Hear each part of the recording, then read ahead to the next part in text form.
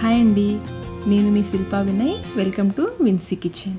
ఈరోజు మనం నవరత్నాలు లాంటి విలువైన పోషకాలు కలిగిన 9 రకాల గింజలతో చేసే హెల్దీ లడ్డూ రెసిపీని చూద్దాము. పిల్లల్లో మేధాశక్తి పెరగడానికి, ఇమ్యూనిటీ పెరగడానికి ఈ లడ్డు చాలా బాగా ఉపయోగపడుతుంది. రోజుకు ఒక లడ్డు, స్కూల్ నుంచి వచ్చాక రోజుకు ఒక లడ్డు ఇవ్వండి, చక్కగా బలంగా తయారవుతారు. పిల్లలనే కాదు పెద్దవాళ్ళైనా హ్యాపీగా తీసుకోవచ్చు. మరింకెందుకు ఆలస్యం, ఈ హెల్దీ నవరత్న లడ్డూని ఎలా తయారు చేసుకోవాలో చూసేద్దాం రండి. ముందుగా స్టవ్ పైన ప్యాన్ పెట్టేసుకుని 1 టేబుల్ స్పూన్ నెయ్యి వేసి, నెయ్యి కాగిన తర్వాత అరకప్పు బాదం పప్పు వేసుకుని లో ఫ్లేమ్లో వేయించుకోవాలి. ఈ బాదం పప్పులో విటమిన్స్, మినరల్స్, ఐరన్ చాలా ఎక్కువగా ఉంటాయి. అలాగే జుట్టు బలంగా పెరగడానికి కూడా ఇవి బాగా ఉపయోగపడతాయి. బాదం పప్పు సగం వరకు వేగిన తర్వాత అరకప్పు జీడిపప్పు, అలాగే పావు కప్పు వాల్నట్స్ కూడా వేసుకుని వేయించుకోవాలి. జీడిపప్పులు బాడీలో గుడ్ కొలెస్ట్రాల్ పెరగడానికి చాలా బాగా ఉపయోగపడతాయి. అలాగే వాల్నట్స్ బ్రెయిన్ డెవలప్మెంట్కి చాలా బాగా ఉపయోగపడతాయి. లో ఫ్లేమ్లో ఈ జీడిపప్పు కొంచెం ఎర్రగా అయ్యేంతవరకు వేయించేసుకుని నెయ్యి రాకుండా ఒక ప్లేట్లోకి తీసుకుని పక్కన పెట్టేసుకోండి. ఇదే ప్యాన్లో పావు కప్పు నువ్వులు, పావు కప్పు గుమ్మడి గింజలు, ఇంకా పావు కప్పు పుచ్చగింజలు, పావు కప్పు పొద్దుతిరుగుడు పువ్వు గింజలు, సన్ఫ్లవర్ సీడ్స్ అంటారు కదా, అవి ఒక పావు కప్పు వేసుకొని లో ఫ్లేమ్లో వేయించుకోవాలి. ఇవన్నీ మీకు ఏ సూపర్ మార్కెట్లో అయినా కానీ ఈజీగా దొరుకుతాయి. మనకు తెలుసు కదా, నువ్వుల్లో కాల్షియం ఎక్కువగా ఉంటుంది. అలాగే పొద్దుతిరుగుడు పువ్వు గింజల్లో విటమిన్ ఏ ఎక్కువగా ఉంటుంది. ఇంకా గుమ్మడి గింజలు అయితే పిల్లల్లో మేధాశక్తి పెరగడానికి చాలా బాగా ఉపయోగపడతాయి. అలాగే పుచ్చగింజల్లో ప్రోటీన్ చాలా ఎక్కువగా ఉంటుంది. వీటన్నిటిని కూడా లో ఫ్లేమ్లో వేయించుకోవాలి. నువ్వులు కొంచెం చిటపటలాడుతున్నప్పుడు చివర్లో ఫ్లాక్ సీడ్స్, అవిసె గింజలు వేసుకోవాలి. ఇవి కూడా ఒక పావు కప్పు వేసుకోవాలి. వీటిని 1-2 నిమిషాల పాటు వేయించుకుంటే సరిపోతుంది, అందుకని చివర్లో వేసుకోవాలి. ఈ ఫ్లాక్ సీడ్స్ జ్ఞాపకశక్తి పెరగడానికి చాలా బాగా ఉపయోగపడతాయి.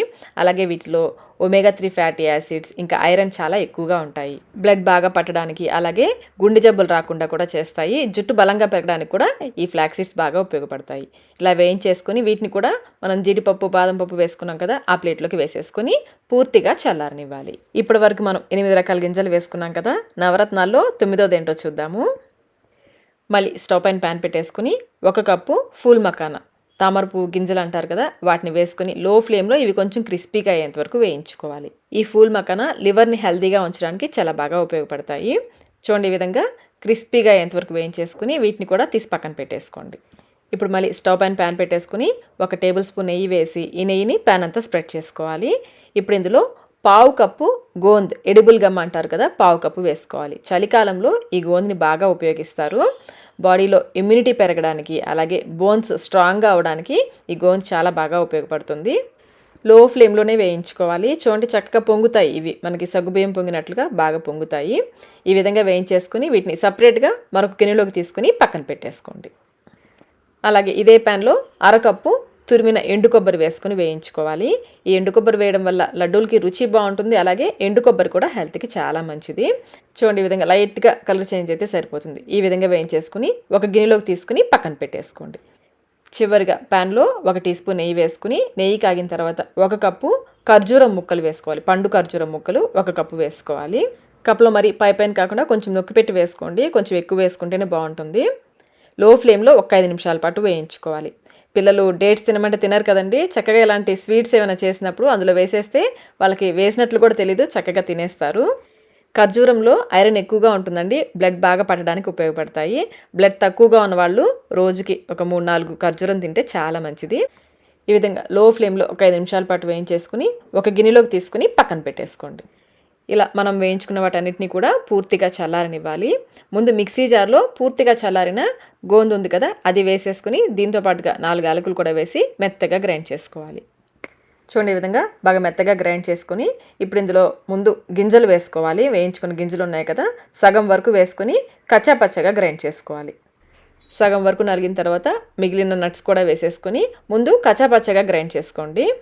కోర్స్గా గ్రైండ్ చేసిన పొడిని 1 కప్పు తీసి పక్కన పెట్టేసుకోండి. మిగిలిన పొడిని చూడండి, ఈ విధంగా బాగా మెత్తగా గ్రైండ్ చేసుకోవాలి. ఇలా గ్రైండ్ చేసుకుని ఒక వెడల్పాటి పళ్ళెంలోకి వేసేసుకోండి. మళ్ళీ మిక్సీ జార్లో వేయించుకున్న ఖర్జూరం వేసేసి పల్స్ మోడ్లో మరీ మెత్తగా కాకుండా కొంచెం పలుకులుగా ఉండేలాగా గ్రైండ్ చేసుకుని ఈ పొడిలోకి వేసేసుకోవాలి. అలాగే మనం పక్కకి తీసి పెట్టుకున్న కచ్చపచ్చగా దంచుకున్న నట్స్ ఉన్నాయి కదా, అవి వేసేసుకోవాలి.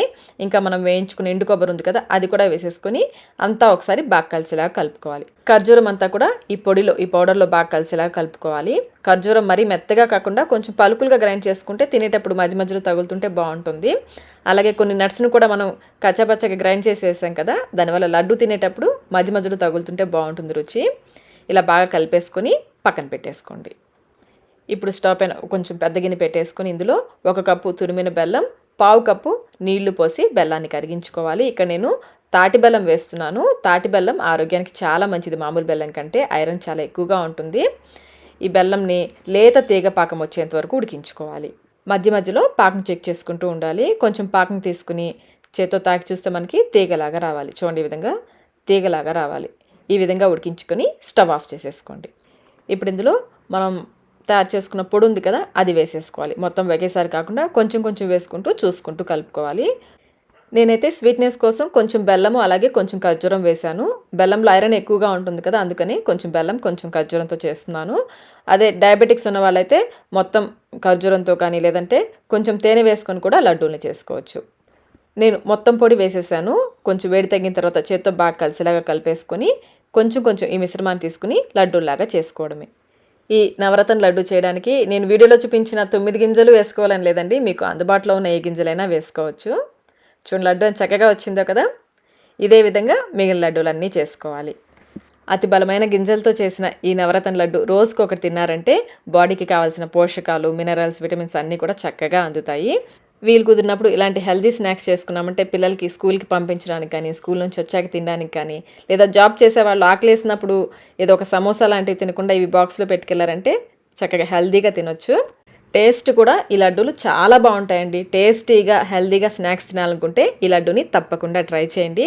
నాకైతే మనం తీసుకున్న కొలతలకి 26 లడ్డూలు వచ్చాయి. చూడండి ఎంత జ్యూసీగా ఉన్నాయి లడ్డూలు. మరి ఇంకెందుకు ఆలస్యం, మీరు కూడా తప్పకుండా ట్రై చేయండి. ట్రై చేసి మీకు టేస్ట్ ఎలా అనిపించిందో మాకు కమెంట్ రూపంలో తెలియచేయండి.